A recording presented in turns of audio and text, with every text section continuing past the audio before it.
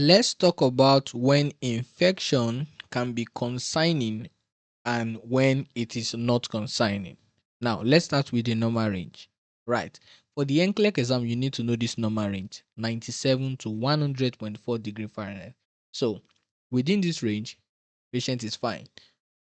Right. If you have anything higher than 100.4 degree Fahrenheit, there's a big problem. Right. So, but you can still question that problem. Right. You can either uh question it to see if it's from a known source or unknown source, like known source such as UTI, right? A patient that have UTI is expected for their temperature to be high because this is a known infection, right? Or a patient who have what? Pneumonia, right? A patient who have pneumonia is expected for their temperature level to be high because that is a known source. Now, unknown source such as COPD. Now, COPD is not an infection. So if a patient with COPD is having increased temperature, this is consigning because it's from unknown source. So known source is not priority. Unknown source is priority. Or a patient who is under chemotherapy, right? And they have what? Increased temperature. This is concerning because this is what? Unknown source. Right. So known source, the patient's condition have something to do with infection. Right, such as UTI, pneumonia, influenza, TB, those are known infections. So they are not priority, but unknown source is more of what? Your priority. Right. So know that. Now, a patient can also have increased temperature after surgery. Right. A patient can have increased temperature after surgery. Now, within the moment the patient return back from surgery all the way to 48 hours, right? If temperature is high, this is expected, right? Due to what? Inflammation, right? So we are thinking what? Inflammation at this point. But if after 72 hours patient temperature still remain high, then now we are thinking about infection. Right. There are two reasons why a patient temperature can be high. One, it can be due to what?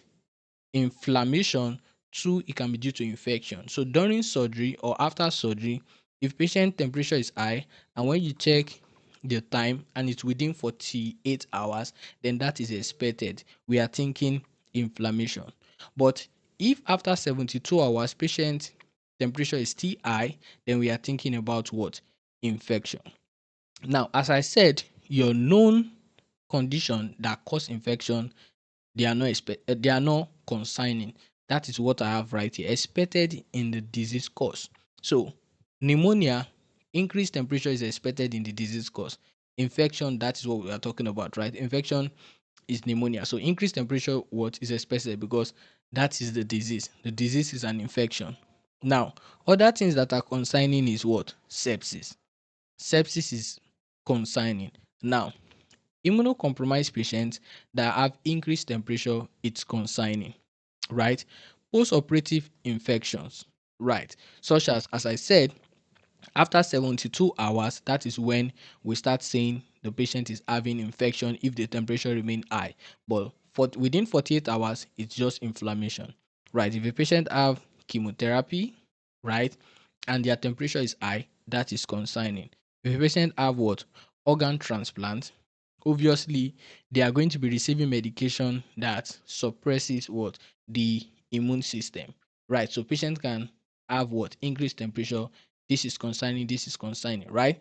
Now, neutropenic precaution.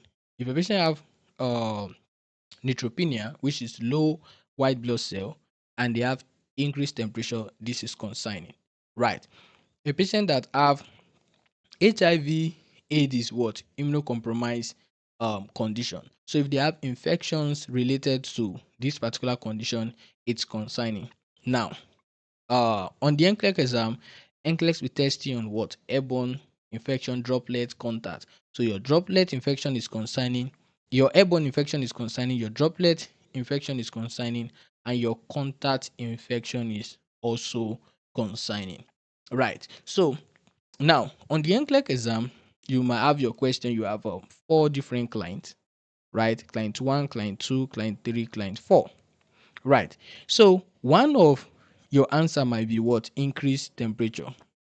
So one, you need to find out, is it consigning or not? Is it from a known source or not? That is when you now start considering it as one of your priority.